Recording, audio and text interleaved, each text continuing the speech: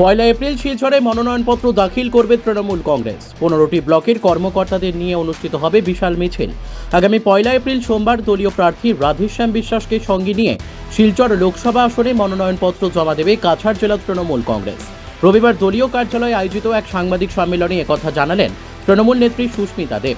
সংবাদ মাধ্যমের সঙ্গে কথা বলতে গিয়ে সুস্মিতা জানান, আসন্ন লোকসভা নির্বাচনে প্রতিদ্বন্দ্বিতা হয়তো 3টি দলের মধ্যে হবে, কিন্তু বরাক উপত্যকায় সামাজিক ও রাজনৈতিক সহ বিভিন্ন দিকে বর্তমানে যে পরিস্থিতির সৃষ্টি হয়েছে, এখানে টিএমসি একমাত্র বিরোধী দল হিসেবে লড়াই চালিয়ে যাচ্ছে। বর্তমান শাসক দল গোটা রাজ্যে যে প্রতিকূল পরিবেশের সৃষ্টি করেছে, সেখানে বরাক উপত্যকার স্বার্থ ও অধিকার রক্ষায় টিএমসি একমাত্র লড়াই করছে। স্বাভিমানের এই লড়াইয়ে সকলের আশীর্বাদ ও সমর্থনের আহ্বান জানিয়ে কাছাড়ের জনতার সহযোগিতা কামনা করেছেন তিনি। বরাক উপত্যকার বর্তমান পরিস্থিতিতে রাধেশ্যাম বিশ্বাস তৃণমূল কংগ্রেসে যোগদান করে অস্তিত্বের এই লড়াইয়ের যেভাবে এগিয়ে এসেছেন, তার জন্য ওনাকে ধন্যবাদ ও কৃতজ্ঞতা জ্ঞাপন করেছেন সুস্মিতা দেব।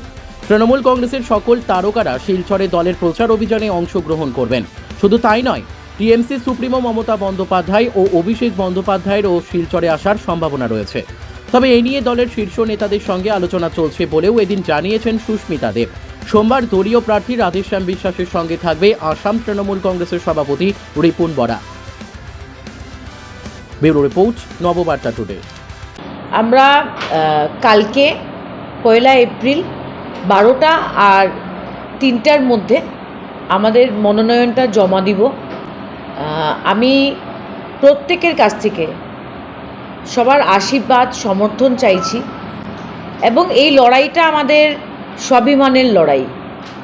আজকে প্রতিদ্বন্দ্বিতা হয়তো 3টা দলের মধ্যে হবে, কিন্তু বরাক ভ্যালিতে যে পরিস্থিতিটা তৈরি হয়েছে, সামাজিক হোক রাজনৈতিক হোক যে ধরনেরই হোক, আমি মনে করি যে এই লড়াইটা লড়তে হলে শুধু তৃণমূল কংগ্রেসই মাঠে নেমে লড়তে পারবে।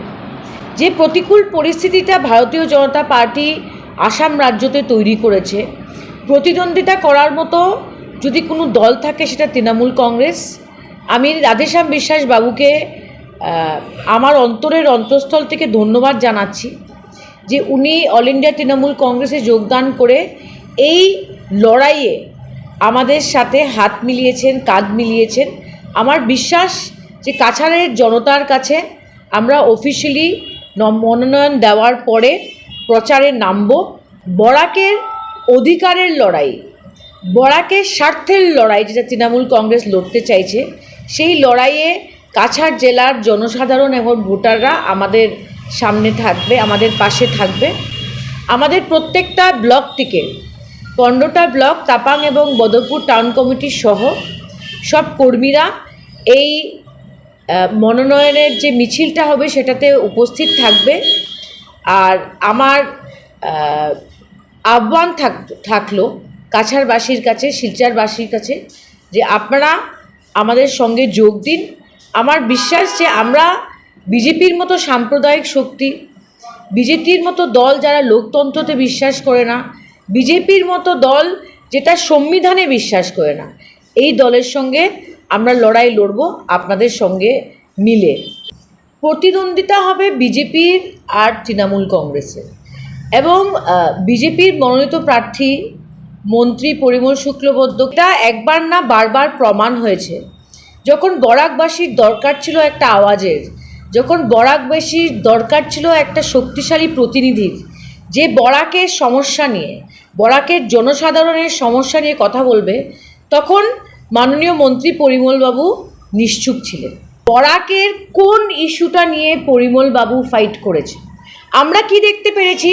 যারা বরাকের জনপ্রতিনিধিরা, বিধায়ক হোক বা সাংসদ হোক, যারা দিল্লির পার্লামেন্টে গিয়ে বসে বা বিধানসভাতে বসে, ওরা শুধু ভারতীয় জনতা পার্টির জি হুজুরি করে।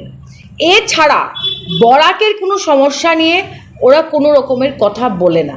তো এই ধরনের পুতুলের মতো, যারা হাতের পুতুল, এই ধরনের প্রতিনিধিকে ভোট দিতে চায় বরাকের মানুষ। সাধারণ এবং মানুষ কাকে ভোট দিবে এটা কোনো মুখ্যমন্ত্রী আর কোনো প্রধানমন্ত্রী বলতে পারে না। এটা কোনো মুখ্যমন্ত্রী যতই বলুক আমরা 12টা সিট জিতবো, 14টা সিট জিতবো, 12.5টা সিট জিতবো, এটা জনসাধারণ সিদ্ধান্ত নেবে যে কাকে আশীর্বাদ এবং সমর্থন করে পৌঁছাবে। এবং আমি আজকে বলছি যে শিলচরের মানুষ, কাছাড়ের মানুষের ভিতরে অনেক আবেগ রয়েছে, ডিলিমিটেশন নিয়ে রয়েছে, আজকে এনআরসি নিয়ে রয়েছে, আজকে বাঙালিদের অস্তিত্ব নিয়ে আজকে বরাকের অনেক মানুষের ভিতরে আবেগ রয়েছে। সাইলেন্ট ভোট হবে। ভারতীয় জাতীয় কংগ্রেসকে খালি করে দিচ্ছে আসামের মুখ্যমন্ত্রী, যে একের পর এক কংগ্রেস ছাড়ছে, যেটা আমি 2021-এ বলেছিলাম হতে চলেছে। এবং একটা আশ্চর্যজনক ঘটনা, কংগ্রেসে আজ পর্যন্ত কমলাক্ষ দে পুরকাস্ত রয়েছেন প্রাইমারি মেম্বারশিপে, উনি রিজাইন করেননি। উনি কালকে বিজেপির অফিসে গিয়ে মুখ্যমন্ত্রীর সঙ্গে দেখা করলেন।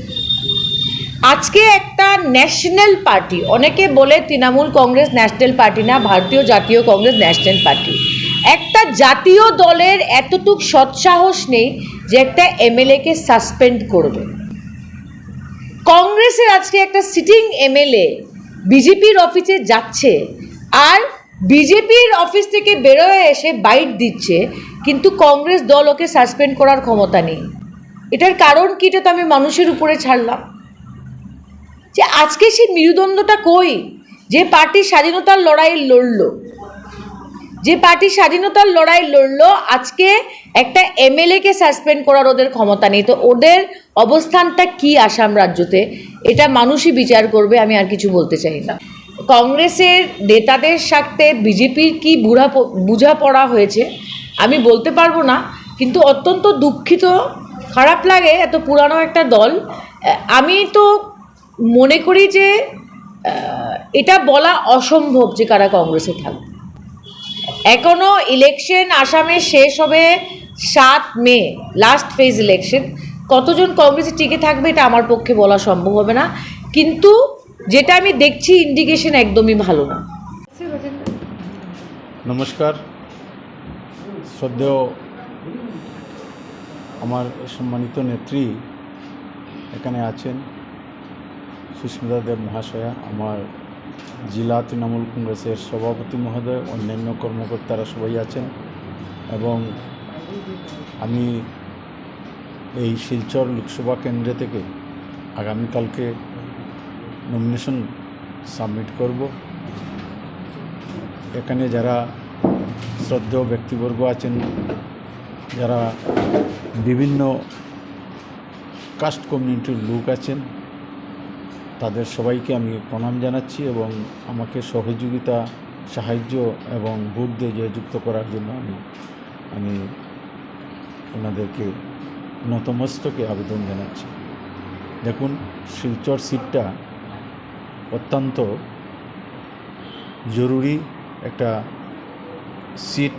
এখান থেকে সর্বভারতীয় স্তরের নেতা যারা, মাননীয় সন্তোষ মনদেব থেকে শুরু করে মনিলোক চৌধুরী, ওনারা এই সিট থেকে জিতে সমগ্র ভারতবর্ষের মধ্যে এই সিটের একটা আলাদা পরিচয় এনে দিয়েছিল। কাজে এই সিটের গুরুত্ব আমি মনে করি অত্যন্ত বেশি, এবং এই মর্যাদাপূর্ণ সিটে আমরা মনে করি আমরা শান্তি, সংহতি, ঐক্য, উন্নয়ন এবং সেই সঙ্গে এই যে আমাদের পরিস্থিতি যে বঞ্চনা হচ্ছে, সেই বঞ্চনার একটা প্রতিবাদ হওয়া দরকার। যার জন্যই আমি এই লোকসভা কেন্দ্রে সবার আশীর্বাদ কামনা করে আমি এখানে নির্বাচনে প্রতিদ্বন্দ্বিতা করতে যাচ্ছি। এবং আমি সবার কাছে আবার নতমস্তকে আমাকে সব ধরনের শক্তি ও সহযোগিতা করে, সাহায্য করে লোকসভায় মনোনীত করার জন্য আমি আবেদন জানাচ্ছি। দেখুন, একটা বন্যা সমস্যা, রাস্তাঘাটের সমস্যা, এই যে কোনো শিল্প নেই, বেকারদের কোনো ধরনের কোনো উন্নয়ন নেই, অন্য সংস্থানের নেই, এটা নিয়ে আমরা বারবার, আমার সম্মানিত নেত্রী বলেছেন, আমি বিগত লোকসভা যে সময় আমি করিমগঞ্জ থেকে আমি নির্বাচনে জয়ী হয়েছিলাম, তখন এই লোকসভা কেন্দ্রের যে বরাক উপত্যকার যে পরিস্থিতি, সেই সব বিষয় নিয়েই আমরা এনআরসি, সিটিজেনশিপ, বিভিন্ন ইস্যু নিয়ে আমরা বারবার লড়াই করেছি। পেপার মিলকে বাঁচানোর জন্য আমরা অনেক চেষ্টা করেছি, কিন্তু জানি না এই বরাকের উন্নয়ন ওনারা চান কি না। কাজেই এটা প্রতিবাদের ভোট, এই প্রতিবাদের ভোটে সবাইকে সামিল হওয়ার জন্য আমি অনুরোধ করছি। নমস্কার, ধন্যবাদ।